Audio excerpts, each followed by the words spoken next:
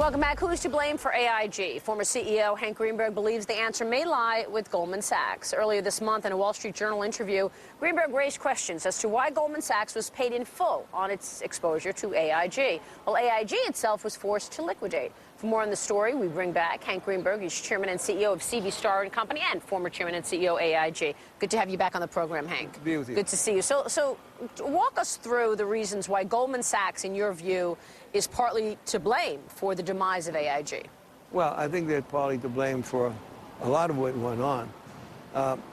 When you're selling a CDO, a security, to many people around the world, many companies, and at the same time you're shorting it, you go to the rating agencies and get it marked AAA. Then you start selling it as a AAA security to pension funds and companies and what have you. And then simultaneously you're shorting it. There's something wrong with that. Right. Okay, now, but there's more to it than Goldman Sachs. Goldman Sachs is one of many companies operating on Wall Street. AIG originally got $85 billion from the government, from the Fed, the Treasury.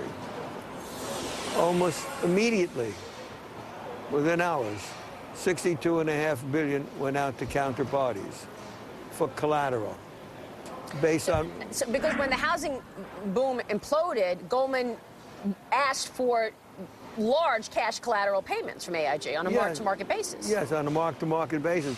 But everybody was marking those securities differently. There was no exchange to get price discovery where you traded these securities. And Goldman, historically, it was believed, had the lowest marks of anybody. And so if you're unsure of the marks, why are you paying them collateral? I mean, AIG should have said, we're not going to pay this collateral.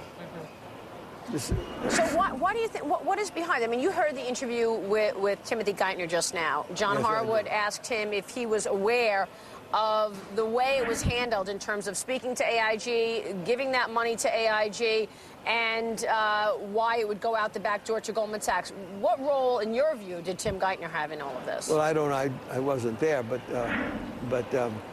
he was president of the New York Fed. It's hard to believe if they're going to be paying $85 billion, loaning $85 billion.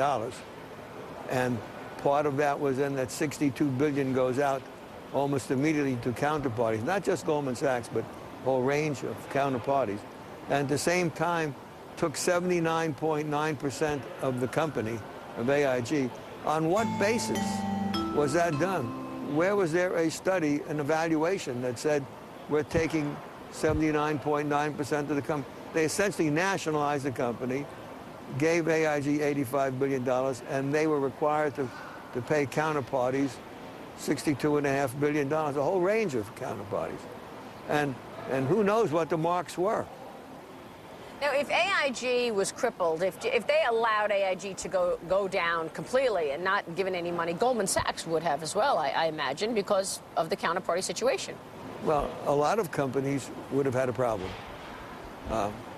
In the book of Too Big to Fail, it suggested that after Lehman went down, that Merrill, Morgan Stanley, Goldman, in that order, would have had problems. Now, whether or not they would have collapsed, I don't know. But getting $13 billion aid to Goldman Sachs, not as debt, not as a loan, but $13 billion as collateral for so-called mark-to-market. And I say so-called because who knows what the marks should have been. There was no price discovery, as I said. And so, you know, AIG could have taken the position. We're not paying anybody. If you don't like that, there's a courtroom down the street. Right. Bring a suit. Hank, you've been talking about this for some time, and you have been discussing the issues surrounding the AIG bailout since it happened. What answers are you getting from lawmakers? Well, I think obviously you're seeing that now there are hearings, there's more awareness that something was awry. And the truth is beginning to, they're scratching for the truth. Investigative reporters are turning up different pieces to the puzzle. So you think there's more to come out on this? I absolutely do. Like what? Well, I think we're going to find out whether or not they should have bought out the CDOs at par, for example, when they were trading at much less than that. This business that you had to pay par doesn't make any sense. What about financial regulation in general? Do you think that the government is approaching this the right way? I mean, today we've got news of a new tax on the banks. It's called a financial crisis responsibility fee. Yeah. Well, I think that's, I have trouble understanding a tax like that at a time when the banks and financial institutions need to have more liquidity in order to, you want banks to loan money.